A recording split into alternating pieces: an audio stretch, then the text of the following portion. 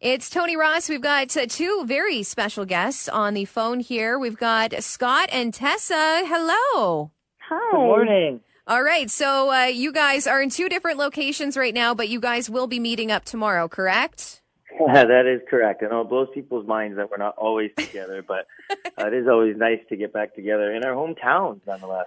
Yeah, that's what we wanted to talk about. So, of course, you were inducted into Canada's Walk of Fame, but tomorrow is when you're going to be honored in your hometowns. Tessa, what does this mean for you to be honored, to have a plaque up in London? Well, it's such an esteemed honor and one that we're incredibly grateful to share with our hometowns. I mean, the Walk of Fame induction ceremony last December was glitz and glamour and a lot for us to process, actually. I don't think we had really stopped and taken a moment to reflect on our career. But now it's so nice to be back where it all started and in these communities full of people who have really been part of our journey every step of the way. Yeah, and that's just it. We've been able to follow you along. And I mean, obviously, as your career started taking off more, that's when the fame really kicked in. Scott, for you being honored in Ilderton, kind of a smaller town, what does this mean for your family, right? Because I feel like a lot of families like to have those bragging rights. Is this going to one up everyone's story?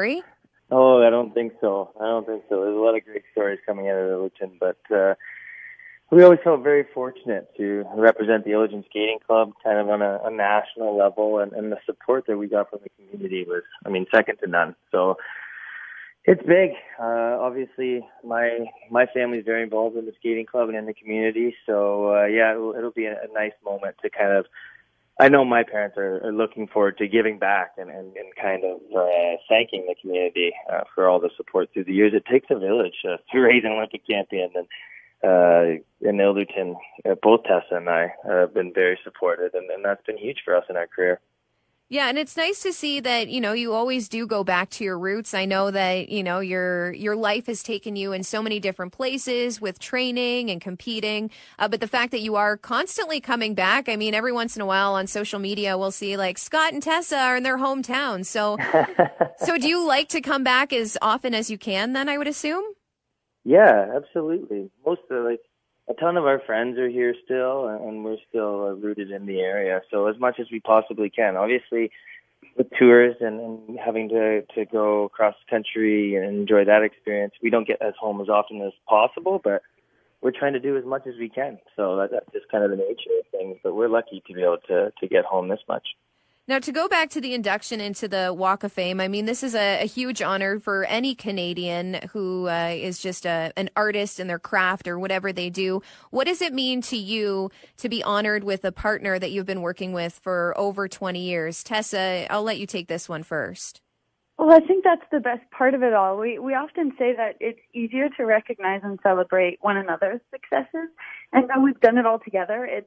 I can look at Scott and appreciate everything he's done as an athlete, as a human, and it's so fun for me to see him recognized, and especially in London when I know that's just the significance is just so monumental, and it's really neat to be able to share, and sometimes we need those moments like this Walk of Fame to take stock of what it is we've done together and our partnership, and I just know it's going to be an extraordinary couple of events, and really excited to share it with one another.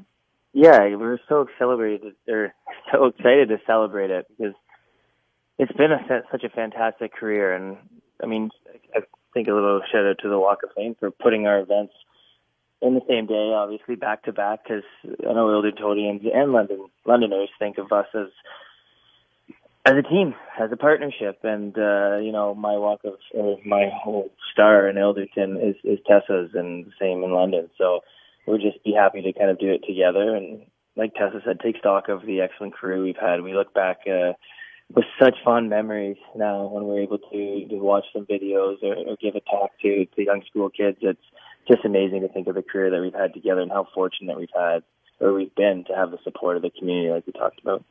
Yeah, and kind of going back to, you talk to young skaters or just young people in general. I was watching, what was it, the last Olympics. I was on mat leave, and my kid, she just was not a sleeper. So I was watching a lot of these competitions in real time.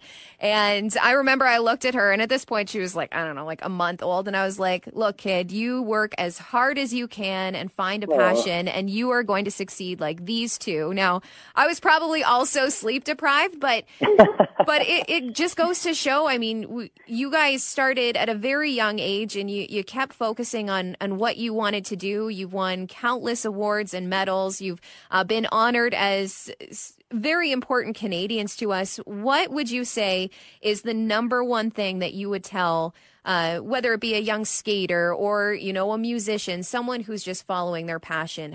What would be the one tip of advice?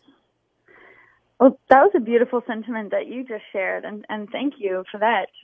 It's so neat, the power of sport and what something like an Olympic Games can do to unify a country and to inspire, hopefully, the next generation. But, one thing we've been talking a lot about, especially as we prepare our upcoming Rock the Rink tour, is where we find the fulfillment and where the joy lies. And it's not in the podiums and the medals, while that is sort of the icing on the cake, and it's a really special thing to be able to share with people. It's in the everyday, it's in the details, it's the process. And cheesy as that may sound, that's really where we found gratification as we were preparing for the Olympics. And now as we set up for this tour, it's in the gritty, difficult, hard work. And I think when we learned that that's actually what fuels us, it's, that there is no shortcut to success.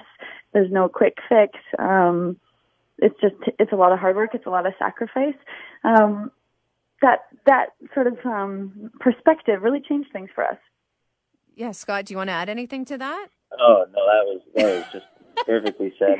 You said follow your passion. I think that was really, it was what led us through our whole career. And we were passionate about it, and we love figure skating, and more important, skating together. And even in the end, when we're going on to the Olympic stage in our third games, and the most important emotion that we felt was that passion and love for what we did, love for our craft, and love for skating together. And that takes us so far. But like you said, like to your 1 month old, we hope any kid can look at us and think that, that they are truly limitless. And it's not a complicated formula. That's what we really believe in. We're some small town boy, and Tess is I don't know if you can call it big city girl from London, but we're very simple people. Like, we come from humble beginnings. Sounds like a song. As hard as we could, and became ice dancers. And any kid in this country, I believe, can do whatever they want. And that's why we like celebrating and something like this, and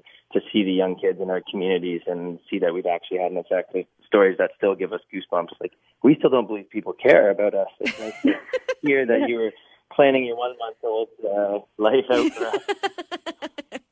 Yeah, well, people do care. And like I said, you are a true inspiration. And when you talk about your passion, I think we've seen that not only in your performances on the ice, but, when you guys go to events and do things. And it's probably really weird for you to be so honored in the center of attention in your hometowns. But we are so excited for that. It's funny. It is a bit odd for us, but because we're 30 years old, it's a bit strange, but we're very excited, and as you said, we're extremely honored. Yeah, and we are looking forward to those events again that are coming tomorrow. And of course, you guys will be back in the fall because the Rock the Rink tour is coming in. I think it's October 30th that you guys are going to be at Budweiser Gardens. How is putting this production together? Because you did the Thank You Canada tour. This is kind of a different beast. I feel like there's more involved for you guys. So how is that going for you? It's going great. It's been...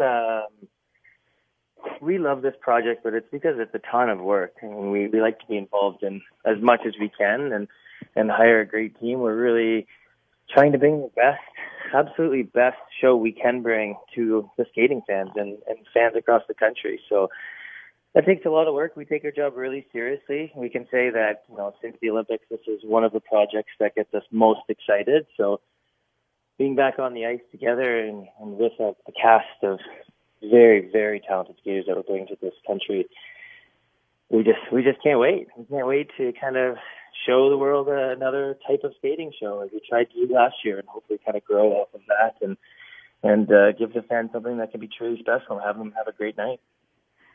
Yeah, we're definitely excited to see what you come up with, especially the live music element. Now, Tessa, what is it like, skating with Scott for so long and working on the routines together and competing to working with him in this kind of setting, a different, putting a production together? It's been really refreshing to learn about one another in this new setting, in this new business realm. And we always approach projects and tasks very differently, which we've come to really embrace because I think that unique perspective can offer us a lot. It's such an asset, really, to us as a team.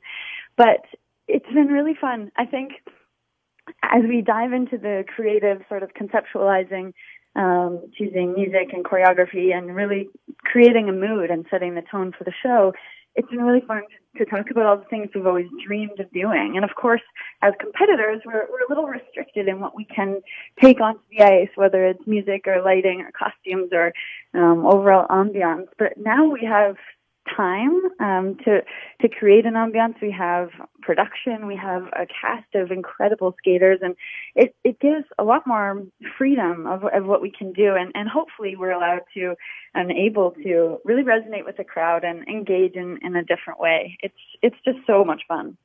Well, it sounds like it's going to be quite the production. I know that it's a huge draw here in London, and you guys are going right across Canada. How do you prepare for that, essentially, like a tour like that where you're skating every single night, essentially, and, of course, putting this production on? Is there, like, a routine that you do, like a sleep thing? How do you prepare?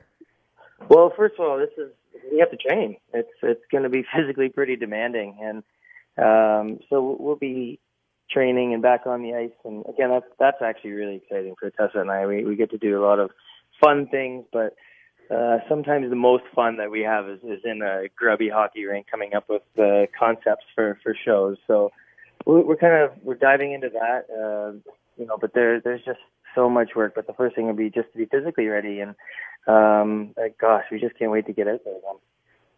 Well, yeah, get you back on the ice in front of the crowds. Now, I did have a skating question because I'm going to wrap this up soon.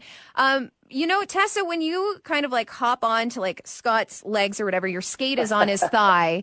How does he not get cut? Like, can anyone explain this? I had to explain this to my niece last week, so it's kind of funny to see them growing up starting to understand. Like, hey, that doesn't make sense. You'll notice it's kind of funny because the pants that I wear in the competition, by the end of the year, there are little cuts in them, but I barely feel it. Tessa's so strong. She stands so still.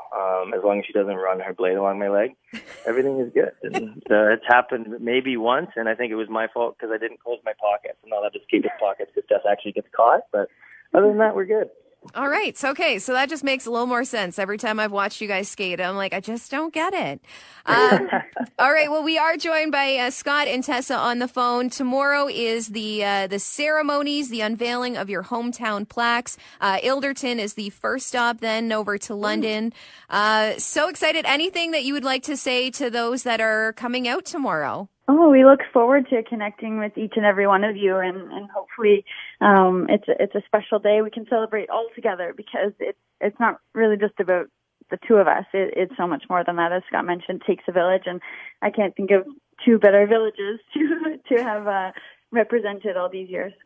Awesome. And Scott, anything you want to say to the Ilderton crowd that you'll be seeing tomorrow? Oh, no, I can't wait to see everybody, and hope that we just hope to get a chance to visit with everyone who comes out, and it's going to be a nice little afternoon. Awesome. Well, once again, congratulations on the induction, and good luck tomorrow. We're so excited. And Rock the Rink will be at Budweiser Gardens in October. All those details are online. Tessa, Scott, thank you so much for the time today. I really appreciate it. Thank you. Thank you. Always appreciate it.